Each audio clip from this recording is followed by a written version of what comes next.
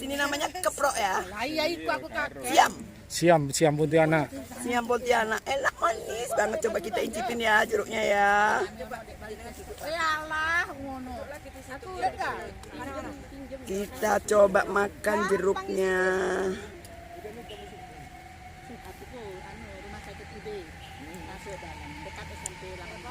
Manis, tidak ada asamnya. Asamnya dikit banget.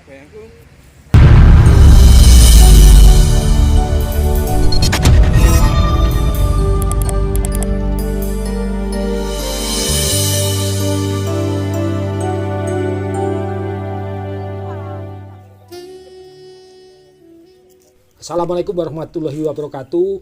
Ketemu lagi dengan saya dan seperti biasa kita akan berbagi informasi, pengetahuan dan pengalaman. Saya ingatkan bagi yang belum subscribe jangan lupa untuk subscribe terlebih dahulu dan bagikan link video ini. Oke, kali ini saya di kebun wisata jeruk. Ini adalah jeruk Siam Pontianak. Umurnya baru sekitar 27 bulan. Nah, ada beberapa catatan yang menarik tentang kebun ini. Yang pertama, meskipun pohon ini umurnya belum genap 3 tahun, tapi buahnya ini cukup lebat, kemudian ukurannya besar-besar dan seragam, warnanya menarik dan rasanya manis. Yang kedua, kalau kita perhatikan ini kebunnya cukup bersih dan terasa longgar atau lega, sehingga nyaman untuk melakukan kegiatan di dalam kebun. Jadi nyaman sekali untuk kegiatan wisata dan juga perawatannya menjadi lebih mudah. Nah, mungkin ada yang penasaran mengapa buah jeruk ini warnanya oranye menarik. Tidak seperti jeruk siam pada umumnya. Nah, ini penjelasannya. Jadi kebun ini berada di dataran tinggi ya, tepatnya di Kota Batu. Ketinggian tempatnya sekitar 950 meter di atas permukaan laut. Dan mulai bulan Juni sampai September biasanya di Kota Batu itu mengalami suhu udara yang dingin. Nah, suhu udara dingin inilah yang mendorong terbentuknya warna oranye ketika buah mulai menjelang pematangan. Dan pada saat buah mulai menjelang pematangan ternyata tanahnya sudah mulai kering karena tidak ada hujan, sehingga serapan nitrogen ini menjadi menurun. Dan hal ini akan mendorong degradasi klorofil pada kulit buah, sehingga warna hijau pada kulit buah ini lebih cepat hilang digantikan oleh warna oranye. Yang ketiga, buah ini sebetulnya sudah cukup tua ya, kurang lebih sekitar 7,5 sampai 8 bulan dari bunga mekar, sehingga memang betul-betul sudah matang. Dan kenapa kebunnya bisa terlihat longgar seperti ini? Nah, ini wajib diketahui karena sebetulnya kebun jeruk ini merupakan percontohan dari kebun jeruk Sitara atau sistem tanam rapat. Jumlah tanaman dalam 1 hektar di kebun ini sebetulnya 2 kali lipat dari tanaman pada umumnya. Jadi ini jumlah tanamannya sekitar 1.000 pohon, dan pada umumnya petani kita hanya sekitar 500 pohon per hektarnya, terutama di luar Jawa. Lalu kenapa dengan jarak tanam yang rapat dengan jumlah tanaman yang lebih banyak masih bisa longgar seperti ini? Pertama, karena tata letak pohonnya itu diatur, tidak sekedar menanam.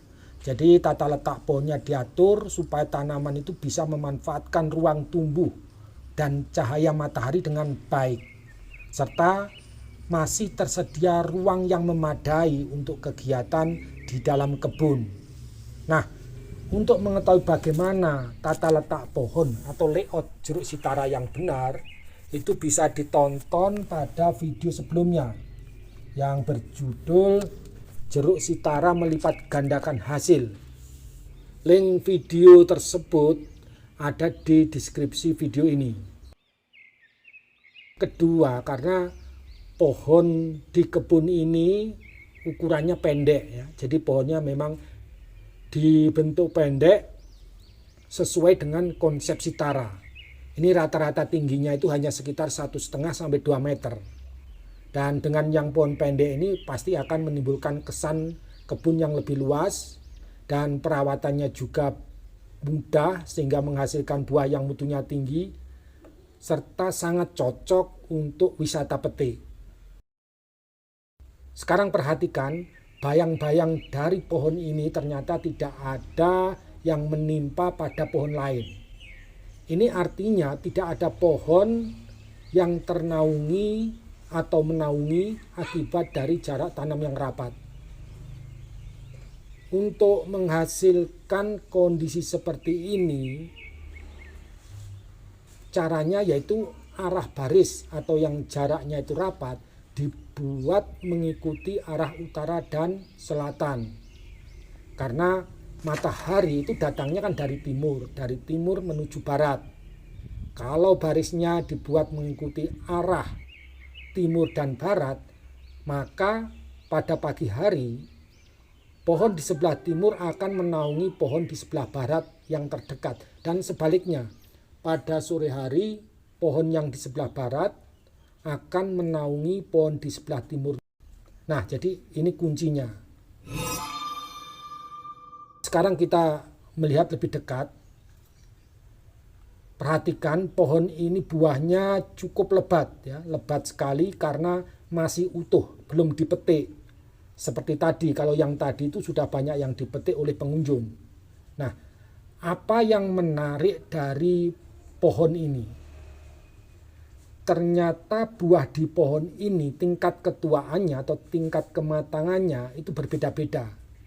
Jadi buahnya berjenjang sehingga bisa dilakukan panen beberapa kali dalam 1 tahun. Ini tentu saja sangat cocok ya, sangat cocok untuk agrowisata sehingga setiap saat pengunjung datang tersedia buah untuk dipetik. Jadi boleh dikatakan ini adalah kebun jeruk Sitara berbujang seta ya, Sitara berbujang seta. Tentu saja banyak sekali keuntungan dari kebun Sitara berbujang seta. Antara lain apa? Yang pertama, produktivitasnya itu pasti lebih tinggi pada saat produksi awal dibandingkan yang bukan Sitara. Jadi kalau satu pohon ini bisa menghasilkan sekitar 20 kilo, maka dalam 1 hektar 1000 pohon itu berarti menghasilkan 20 ton. Kalau pohonnya 500 berarti cuman 10 ton per hektar. Jadi produksinya meningkat 2 kali lipat. Kemudian panennya itu bisa dilakukan beberapa kali dalam 1 tahun. Tentu saja ini kita bisa mendapatkan harga panen rata-rata yang lebih baik. Karena bisa mendapatkan harga yang tinggi, harga yang rendah, dan harga yang sangat tinggi. Dan yang ketiga, ini sangat cocok ya, sangat cocok untuk agrowisata. Karena selalu tersedia buah sepanjang tahun. Dengan konsep agrowisata, tentu saja pendapatannya juga akan berlipat. Karena harga jualnya juga jauh lebih mahal dibandingkan dengan kalau kita jual pada pedagang. Oke, sahabat semua, saya berharap informasi singkat ini bisa menjadi inspirasi ya, inspirasi untuk mengelola kebun jeruknya supaya lebih baik lagi. Dan yang belum menanam jeruk mungkin bisa menanam dengan sistem Sitara ini. Terima kasih, semoga bermanfaat, keluarga selalu sehat, tetap semangat dan salam sukses.